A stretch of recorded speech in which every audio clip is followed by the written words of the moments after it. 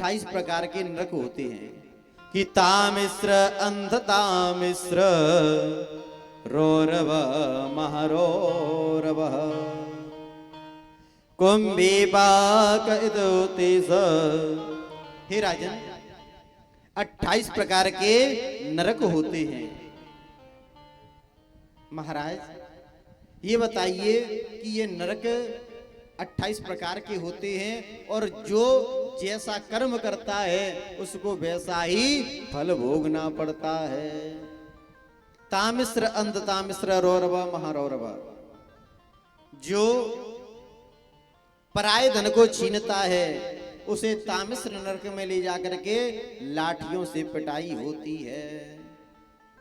अंध तामिश्र, जो धर्म की बहन शिष्या के साथ हिंसा करता है उसे अंध तामिश्र नरक में ले जाकर के उबलते हुए तेल की कढ़ाई में डाल दिया जाता है। इस तरह जो भी व्यक्ति जैसा कर्म करता है वैसा फल भोगना पड़ता है। तो सुखदेव जी महाराज से प्रश्न कर दिया गुरुजी, और ये प्रश्न आपके मन में भी होगा कि महाराज हम तो मर करके यहीं पे जल जाएंगे,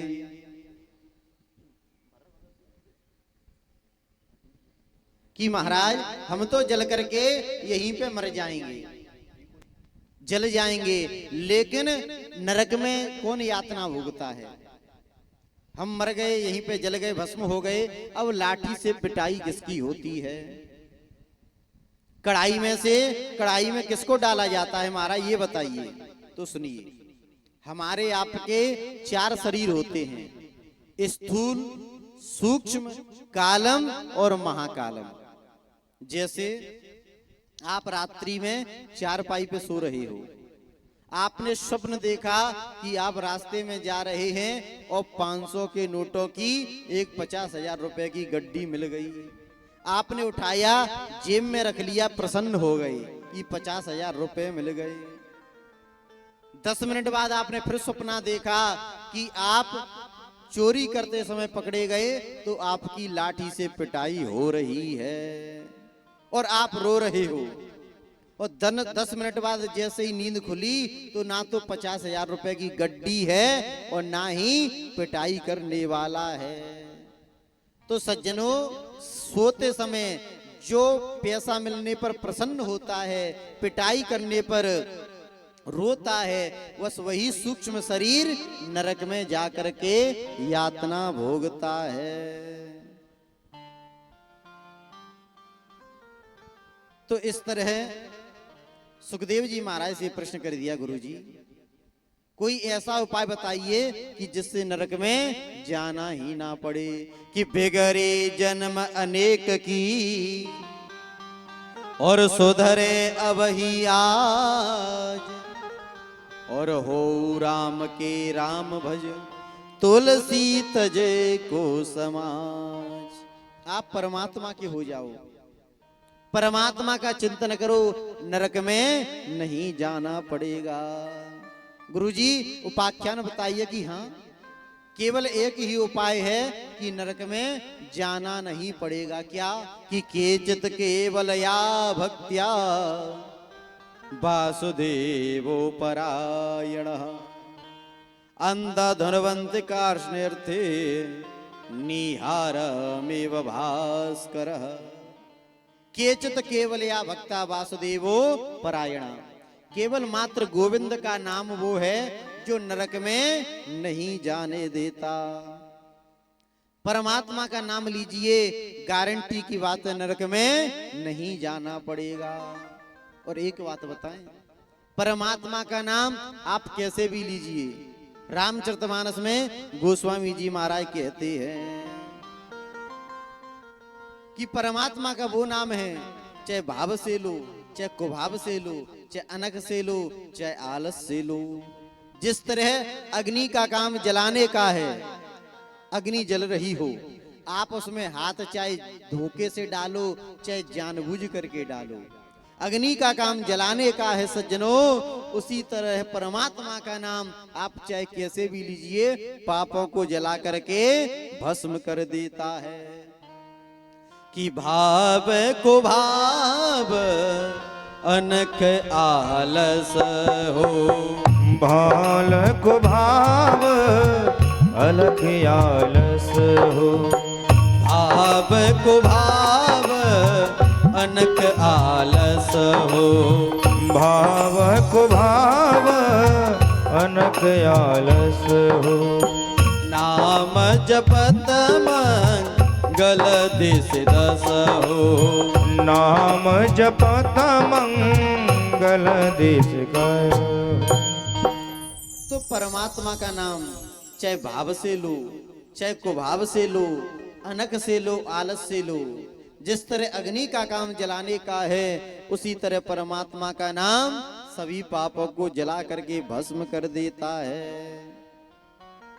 महाराज कोई उपाख्यान बताइए कि सुनिए। एक कन्नौज देश था और वहां पर एक ब्राह्मण रहता था कि कान को बुझे ध्वजा कश्चे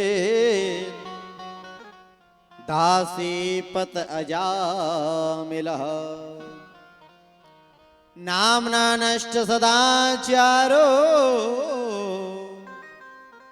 दास्या संसर्ग दूषित।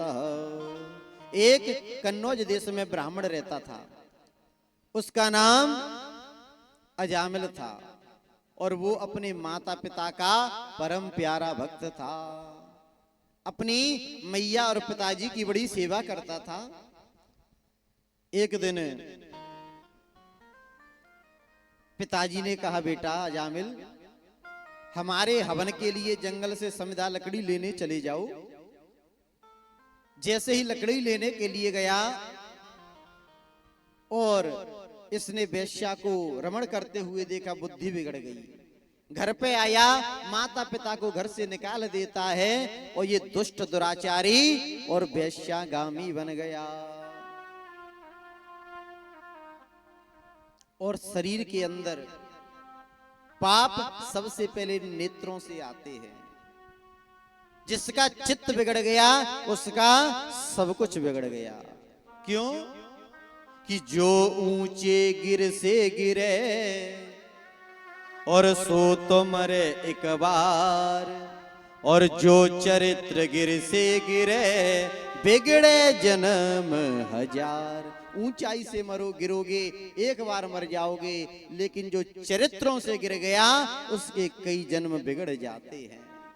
आज ये वेश्यागामी अजामिल बन गया, माता पिता को घर से निकाल देता है, वेश्या को घर पे रख लेता है, चोरी करता है, लूटपाट करता है। एक दिन क्या हुआ, इसके यहां पे महात्मा जी आ गए। महाराष्ट्र से महात्मा जी की टोली लौट रही थी दर्शन करके, और जैसे ही लौटते समय इसके दरवाजे पर महात्मा जी आ गए। ये चोरी करने के लिए गया था। जैसे ही महात्माओं ने दरवाजे पर डेरा लगाया और सीताराम सीताराम का कीर्तन करने लगे। अंदर से वेश्या निकली। उन्होंने कहा, महाराज प्रणाम, कैसे यहाँ पे विराजमान हो? संतों ने कहा, देवी ये अजामिल भक्त का घर है। उसने कहा, स्वामी महाराज ये किसी अजामिल भक्त का घर नहीं, ये दुष्ट दुराचारी अजामिल पापी का घर है। जब महात्मा जाने लगे तो वेश्या ने कहा, स्वामी महाराज आप मेरे दरवाजे आ गए हो, अब यहाँ से जाइए मत। मैं आपको आटा दाल सूखा सामान दूंगी, आप अपने हाथों से प्रसाद बना करके और पा लीजिएगा। महात्माओं ने संतों ने अपने हाथों से प्रसादी बनाई, ठाकुर जी का गोविंद का परमात्मा का भोग लगाया, और भोग लगा करके रात्रि में प्रसादी पा करके परमात्मा का कीर्तन कर रहे हैं, परमात्मा का नाम ले रहे हैं, ढोल नगाड़ा मजीरा झांझर इत्यादि लेकर के। और रात्रि के ठीक 12 बजे अजामिल चोरी करके आता है। जब जैसे ही ये चोरी करके आया, महात्माओं को सीताराम करते हुए देखा, संतों से कहने लगा, अरे महाराज ये मेरे दरवाजे पे कैसा डेरा जमा दिया, महाराज यहां से भाग जाओ। संतों ने कहा प्रभु इस घर की मालकिन ने हमको रोका है। जब तक उसकी पत्नी वैश्या आई उसने कहा स्वामी इसको रहने दीजिए, संतों को परमात्मा का भजन करने दीजिए। महात्मा बेचारे बैठे रहे। अजामिल अंदर गया और जैसे ही उसी रात्रि में अजामिल के यहाँ पे पुत्र पैदा होता है। जैसे ही अजामिल के यहाँ पे रात्रि में पुत्र पैदा हो गया, अजामिल ने ढोल बजवाए, बाजे बजवाए, नाना प्रकार का दान दिया और नाच गान शुरू कर दिया। जब प्रातःकाल हुई और प्रातःकाल होते ही संत महात्माओं ने कहा हे अजामिल ये रात्रि में बाजे कैसे बज रहे थे, ये नाच गाना कैसा हो रहा था, ये खुशियां कैसी मनाई जा रही थी। तो अजामिल ने कहा महाराज मेरे 9 पुत्र पहले से हैं और आज रात्रि में एक छोरा हुआ है। तो महात्माओं ने कहा अजामिल अभी तक अपने छोराओं के नाम कुछ भी रखे हों, लेकिन हमारे कहने पर इस बालक का नाम नारायण रख लेना। अजामिल ने सोचा कि नाम तो रखना ही है, चलो भला कुछ भी सही, उस बालक का नाम नारायण रख लिया। अब ये अजामिल सबसे छोटा बालक है नारायण, उससे अधिक प्रेम करता है, अपने साथ ही सुलाता है, अपने साथ ही खिलाता है, अपने साथ ही नहलाता है। आओ नारायण खाना खा लीजिए, आओ बेटा नारायण स्नान कर लो। सुबह से शाम तक कई बार नारायण भगवान का नाम ले लेता है अपने मुख से। आज जैसे ही इसका अंत समय आ गया अजामिल का, और उसका बालक नारायण बाहर खेल रहा था दरवाजे पर। यमराज के दूत इसको लेने के लिए आ गए, इसका गला दबाने लगे, प्राण जाने लगे। तो अजामिल आवाज लगाता है कि दूरे कीड़न का सक्त पुत्र नारायण या हृयम। हे बेटा नारायण रक्षा करो, बेटा नारायण रक्षा करो। इस अजामिल पापी ने अपने पुत्र नारायण को बुलवाया और उसी समय भगवान नारायण के पार्षद अजामिल को लेने के लिए आ जाते हैं। जब भगवान के पार्षद अजामिल को लेने के लिए आ गए, यमराज के दूतों में भगवान के पार्षदों में झगड़ा हो गया। भैया कहां जा रहे हो? यमराज के दूतों ने कहा उस दुष्ट दुराचारी पापी अजामिल को लेने के लिए। भगवान के पार्षदों ने कहा भैया वो यमलोक में नहीं, वो तो स्वर्ग लोक में जाएगा। क्यों कि उसने मरते समय परमात्मा नारायण का नाम लिया है। यमराज के दूतों ने कहा हे पार्षदों, उसने परमात्मा का नाम नहीं, उसने अपने पुत्र नारायण का नाम लिया है। तो भगवान के पार्षद कहने लगे भैया परमात्मा का नाम चाहे धोखे से लो, चाहे जानबूझ करके लो, पुत्र के बहाने लो, लेकिन परमात्मा का नाम लिया है। अब वो दुष्ट दुराचारी नहीं, सीधा बैकुंठ परमात्मा के धाम में जाएगा। आपस में दोनों में झगड़ा होने लगा और ये बात अजामिल सुन रहा था। अजामिल ने सोचा कि हे प्रभु, मैंने पुत्र के बहाने आपका नाम लिया तो आपके पार्षद मुझको लेने आ गए, और अगर मैं प्रेम से परमात्मा का गोविंद का नाम लेता तो शायद स्वयं परमात्मा ही लेने आ जाता। इसलिए हमारे पहले के बड़े बूढ़े मैया और भैया अपने बालकों का नाम परमात्मा के नाम पर रखते थे। पहले बड़े बूढ़े बालकों का जब नाम रखते थे ना, तो नारायण, राम सिंह, श्याम सिंह, मदन मोहन, श्याम सुंदर, राम अवतार, कृष्ण अवतार, मोहन, यानी कि परमात्मा के नाम पर नाम रखते थे और पुत्र के बहाने परमात्मा का नाम लिव जाता था। लेकिन आजकल अगर आजकल छोरा हो गया ना, तो छोरे का नाम पंडित जी नहीं रखेंगे, गूगल पे सर्च किया जाएगा और फिर बच्चे का नाम रखेगा डुग्गू, चुन्नू, मुन्नू, पप्पू, रिंकू, टिंकू, पप्पी। अब ये मालूम नहीं कि छोरा का नाम है या कुत्ते का नाम है। बोलो राधे राधे। सज्जनों, अगर उस बालक का नाम रिंकू होता, टिंकू होता, क्या परमात्मा के पार्षद लेने आते? नहीं आते। लेकिन उसने अपने पुत्र का नाम नारायण रखा तो भगवान के पार्षद उसको लेने आ जाते हैं। इसलिए हमारी माताएं बहनें अपने बालक का नाम परमात्मा के नाम पे रखिए। बालक के बहाने ही सही, कम से कम परमात्मा का नाम लिबता रहेगा।